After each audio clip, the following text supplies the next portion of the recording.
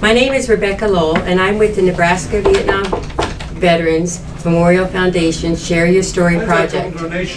Bellevue University is a sponsor of the Nebraska Vietnam Veterans Memorial Park project. I am here at the 38th Annual Vietnam Veterans Reunion with Army veteran Ken Griess, who has agreed to share his story for the Library of Congress Veteran History Project and the Nebraska Vietnam Veterans Memorial Park. Ken, let's start with your full name and where you were born. Kenneth G. Griess, and I was born at Sutton, Nebraska, on a farm. Wait, we're not recording yet. Hold on a second. Good. Okay. Thank you. All right. How many? Tell me about your family. There was 11 of us in the family. I'm the second from the youngest, and there's the oldest is 90 now, and he's still alive. The youngest just passed away. So there's 7 of us left yet out of 11. Okay. Where did you go to school? Sutton High School, Sutton, Nebraska. Okay. Public school. Were you employed before you joined the military? Yes, I was. I was hanging sheetrock in Des Moines, Iowa when I got drafted. Sorry, I'm sorry, I can't see this thing here. Okay, so you did say you were drafted. What was it like going into the military? Like you lost your life to somebody else. I was married. We were married when I got drafted. Okay. We were married for about a year. Oh, wow. Excuse me just a second. So it was. Okay. When you were drafted, you went into the Army? Army. Okay. Yes. Did you have a choice, or is that just something you chose? That's what they chose. That's what they chose for you? Yes. Okay. And where did you go to boot camp? At Fort Hood, Texas. And then you went back to, did you go to an AIT? Then I went to AIT at Fort Sill for the artillery. Okay. And then when you were in school, did you train on any particular kind of equipment? The Fire Direction Control, which is FTC, it controls the data, the clearance of the data for the gun shooting. Okay. All right. And then what was the best part of your training? I don't know, getting done with it, I guess. I don't know, like, what can I say? What was the worst part? You know, there's a whole change of atmosphere and of data and everything. So it was, you know, coming out of high school just a year after I graduated from high school, it was a challenge. It was a challenge to learn this whole Army thing. Okay. Did any of your instructors stand out as extra special, or? No, I can't really. It's been so long, I can't really say. I mean, I thought they were good. A lot of times the military is kind of bleak and just like it's over and over and over. They don't really feel what they're teaching, but I can honestly say that I think they were really good. Okay, now tell me about your Vietnam story, your Vietnam service. When did you go and where were you? 1967, and I'm trying to think, September 4th, I think it was. Anyway, I went to Dao Tang, which is north of Cu Chi. It was an artillery unit with the 2nd 77th. I was in headquarters, which was what cleared the targets that were asked to shoot. We had to make sure they were cleared with civilians and everything else. But wherever the infantry went, we went with them. We were very seldom in base camp. We were usually wherever the infantry went. We supported them, and then at night they protected us. Okay. So. Did you form any special friendships or camaraderie in your unit? I can't say any real special ones. We all got, amazing part, we all got along coming from very different parts of the United States. I was rural. We had kids from New York City and North Michigan and places, but there was just a bond, I guess. I don't remember ever arguing with anybody, ever. Okay. We did our thing and we got along. Okay, well, tell me about what you did for recreation. Where did you go? Did you have any downtime? The only downtime I had is meeting my wife in Hawaii for R&R. Oh, nice. Other than that, there was no well, you know, there was NCO club, which was little or nothing, you might say, in our base camp. But no, there was no recreation. We were basically busy all the time. If we weren't out on the field, we were busy in base camp. Do you remember anything that you or other people did for good luck or safety, or did anybody have any kind of rituals that they, you know, like you always hear about the guy who never changed his socks or whatever? Not that I remember, you know. Like I say, we were always busy, though. You know, those kind of things.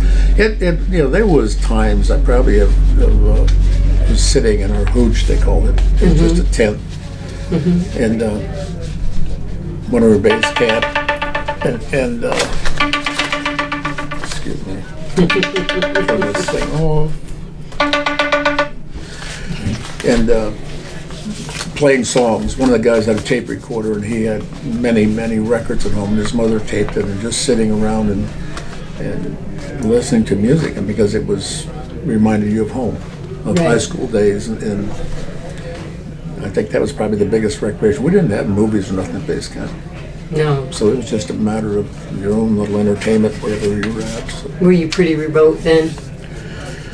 Yeah, the base camp was probably, I don't know, half a mile wide and mile long or whatever.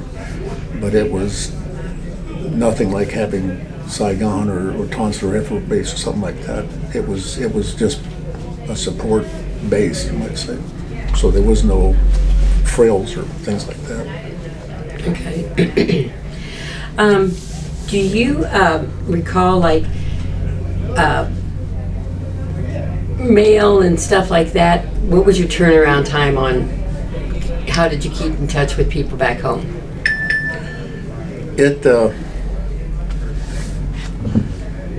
Yeah, I don't remember as much in base camp as out in the boonies I call. That's okay. The mail came in, and the letters my wife wrote every day, and I wrote back whenever I could, quite often. But some days you wouldn't get your mail for 3 or 4 days. And I had a very devoted wife, but when you don't get mail for every day, you wonder what's happening back home. So, and then you got 3 letters, and you got to read 3 letters.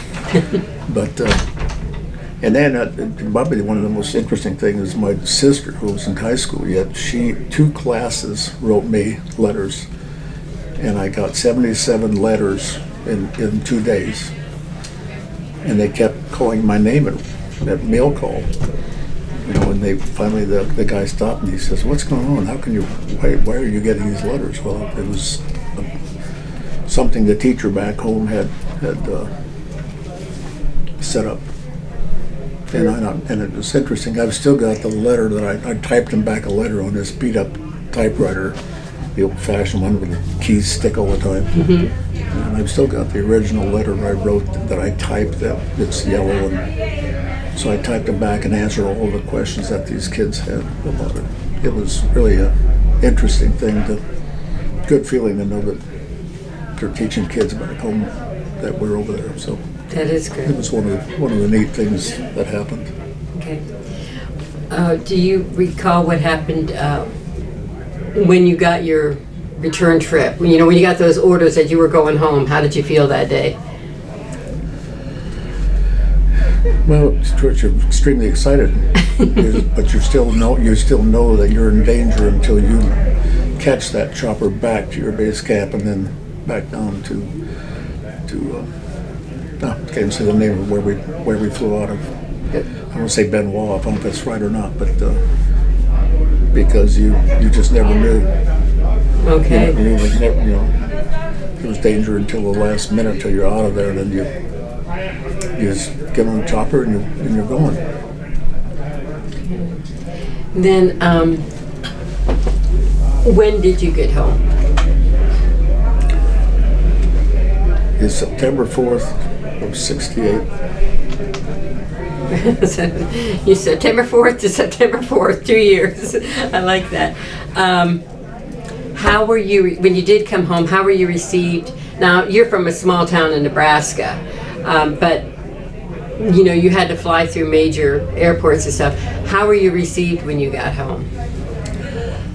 There was no vicious remarks or whatever how you want to say it. It was more like you were.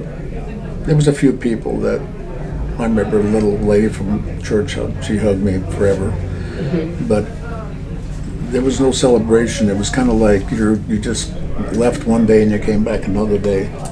It wasn't, like I say, it was kind of disappointing in a way, but it was kind of like now I can start my life over, my real life, you know, with my wife and getting on with it. And did you, do you think that your military experience changed the way you approached like work or relationships or anything? No, I've always had good work ethics, but it did change my perspective on how valuable life was. Okay. Very, you know, I don't think I realized that until a little later in life, how much, you know, we take for granted life and how we treat people and the reaction when people react the way you treat them. Exactly. And I found that out that if I try more to react with people, they will respond.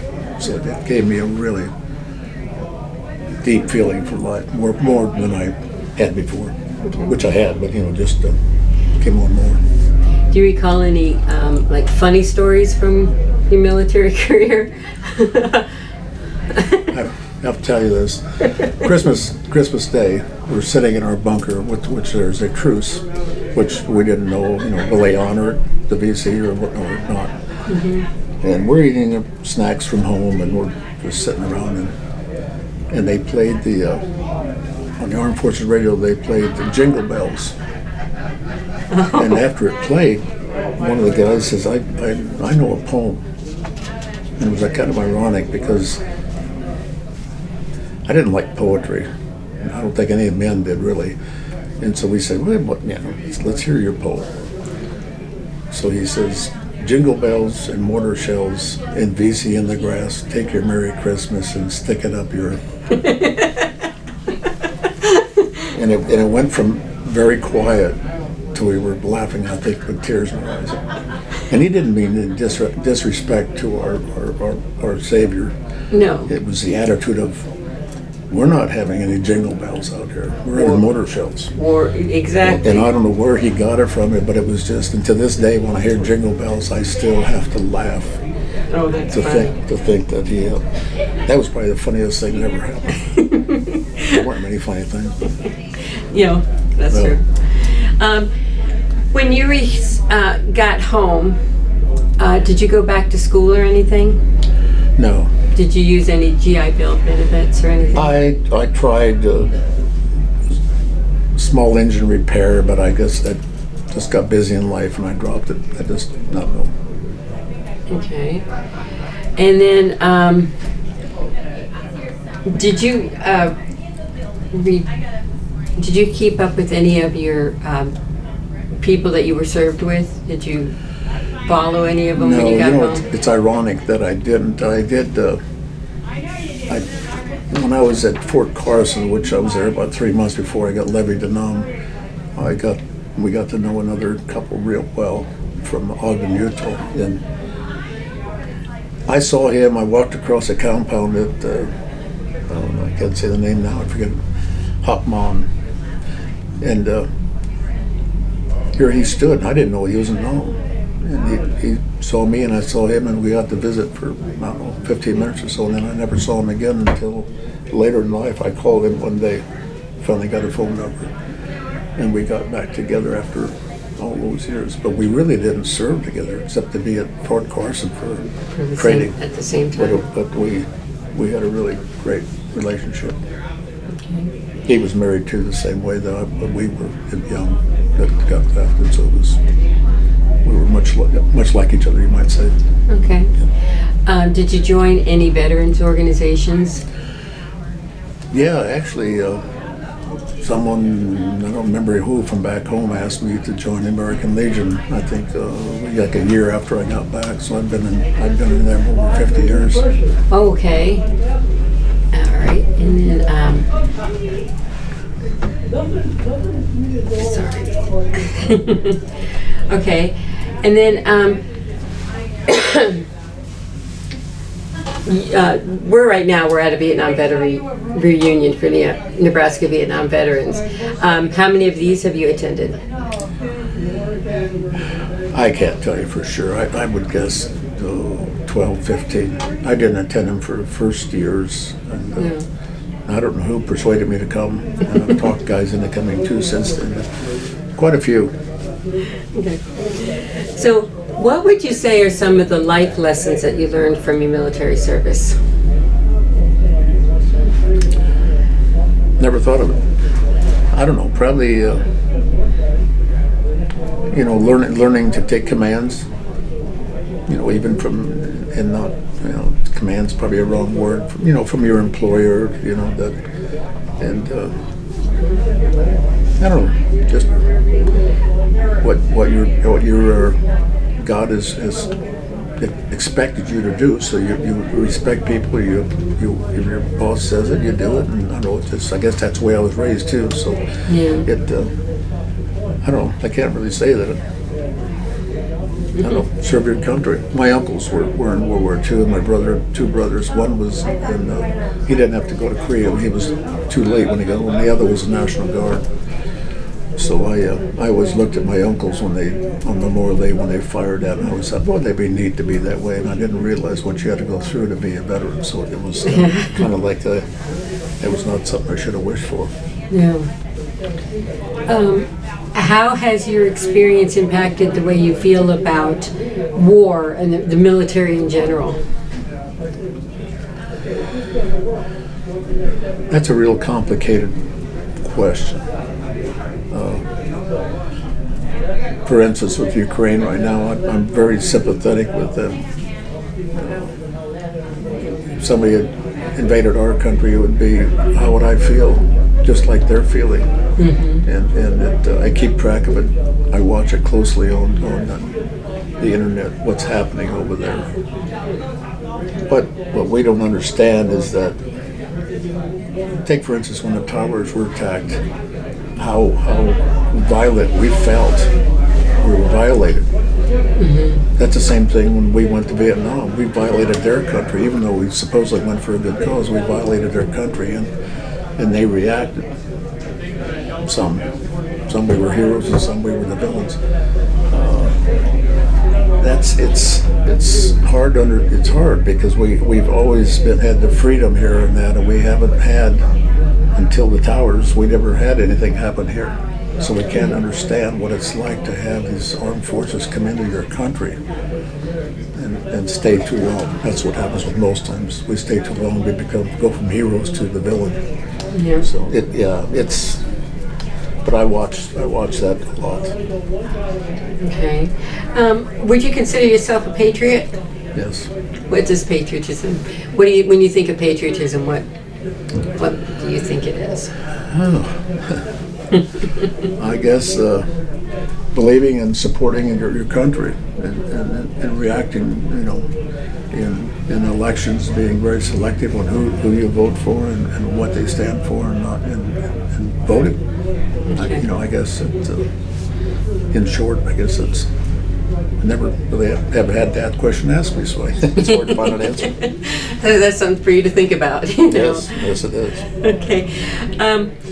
If a future generation, and like we have children and we have grandchildren and stuff like that, but if future generations, if somebody looked at your video, okay, you got a kid who wasn't even around, of course, what would you like them to know about you and what you did? I guess I would like to say that I did what my country asked me to do. I think I did it as honorably as I could. I didn't always agree with everything that we did in Nam. Not that it was in my particular situation that we did anything wrong, but what happened is in general with some of the stuff that went on. You can never explain war to people. You have to be there to, if you haven't had your leg cut off, you don't know what it's like to have your leg cut off. And that's what Nam was like. You had to be there. I can explain it all day until I talk to another veteran. We understand what happened, but they can't explain it to a civilian because they can't feel what we saw and what happened. So, but our kids need to know that it isn't free here. No. There's been a lot going on since Civil War. Many men have died for freedom. And it's why it bothers me that when we have memorial services every year, that less and less people attend, because it seems like they're just falling away from realizing how important and costly freedom has been over the years. Do you receive services from the Veteran Administration? Yes. Okay. How do you think the VA has adjusted from your time to like today? The treatment you received as opposed to what the treatments the veterans are getting today? It's much, much better. Okay. For instance, when I went up, we were in an area that Agent Orange was at. I don't remember, knew it at that time, but then through history I have learned that we were. And the first time I went up to the vet's hospital to be examined, whatever, and this doctor, who was an older gentleman, I waited and finally he called me in and he looked at my paper and he says, another one of these damn Agent Orange deals. And I thought, you weren't there, you weren't exposed. I mean, you were in civilian life and you're making it sound like this is just a waste of time. I was so disgusted. And basically he checked my ears and my eyes and that and said, go home. It was just totally frustrating. Mm-hmm. But now, and it used to be you had to sit and wait for half an hour all the time, but now when I go up for my early checkup and things, they get you in on time. I get glasses from them, I get hearing aids from them, and they're very, very, very good. I can really say they have just totally changed from when I got back in '68. Totally. It's good. It's good. They're very, and the people are good. Really good. Is there any part of your military experience that you kind of hid away and never talked about?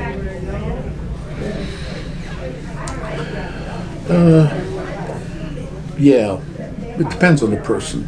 Mm-hmm. I mean, there was some really, because I wasn't infantry, there were circumstances that, a lot of times I saw a lot, but I wasn't exposed much. Probably the most dramatic thing that has always haunted me is one of our guys in the artillery was wounded. His arm was broken. He came into our bunker and we were under attack, and we took him down to the dust off to get him out of there. And there was a young man there with both legs going, and the medics were trying their best to stop the bleeding, and he was terrible, terrible shape.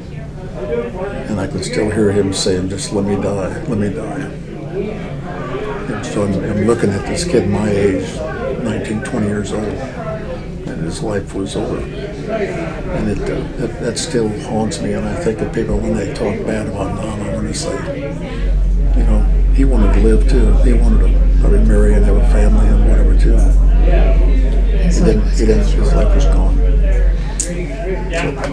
Yeah, there's other that was the worst I think that I ever was exposed to as far as personal. They keep.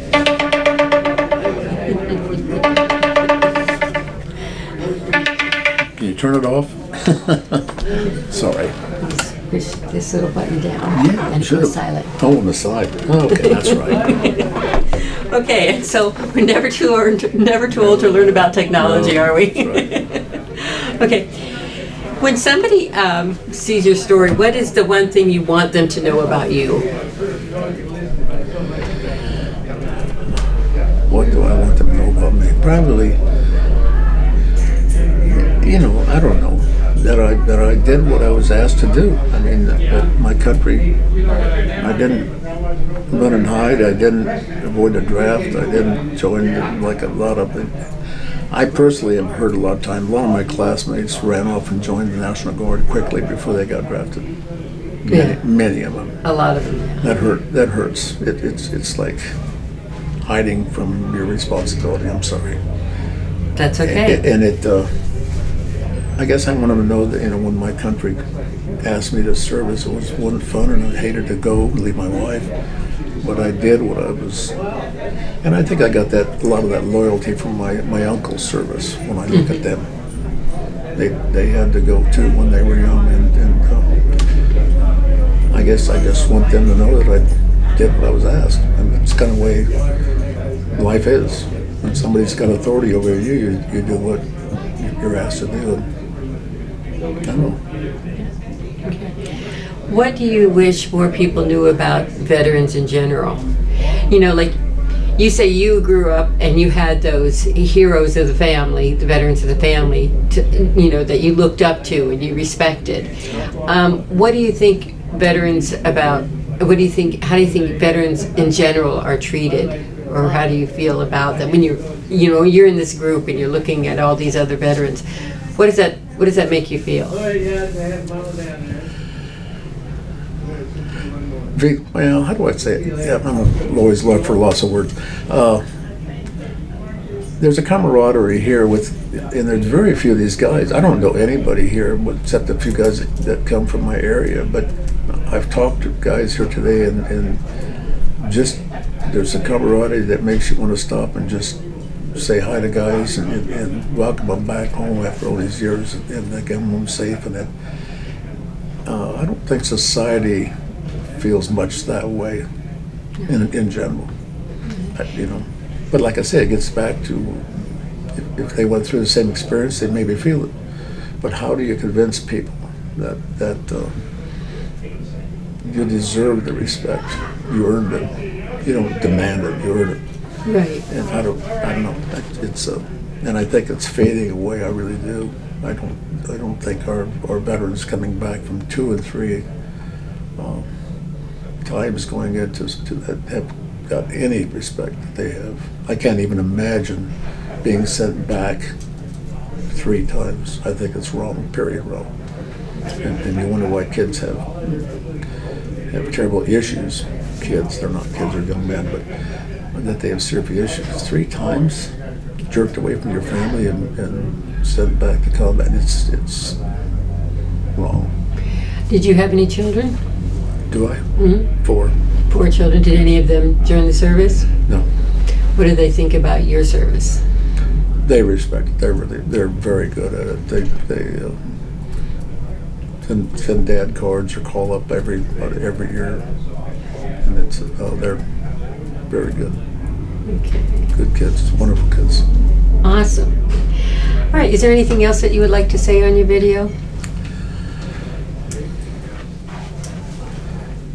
I didn't know this was happening, so I don't know what I can say. Do you remember the Army fight song? The thing about, let me say it this way. Even when I was put up for the E5, which is Specialist 5 because we were especially men, I had to go in front of a board for that rank. And they asked me all these questions about my duties, and I do all of those things. And then they asked me, what's the size of the I can't remember what they call it, the flag. It's like for a big occasion. Parade flag. It's a bigger flag. Yeah. I had no idea. I didn't. This wasn't a quiz. I was in Nam. I'm sitting at Nam. What difference does it make if I know what size that flag is? And they asked me these questions that were on the other side of Nam. And I thought, oh, well, that rank is gone. I just flunked half of the exam. But they had to ask it. That's just the way it was. Right.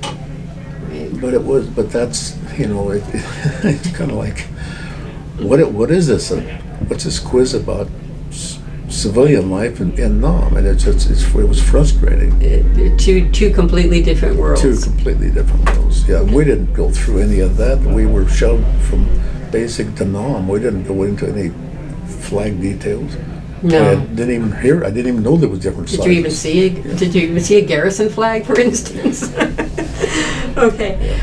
All right.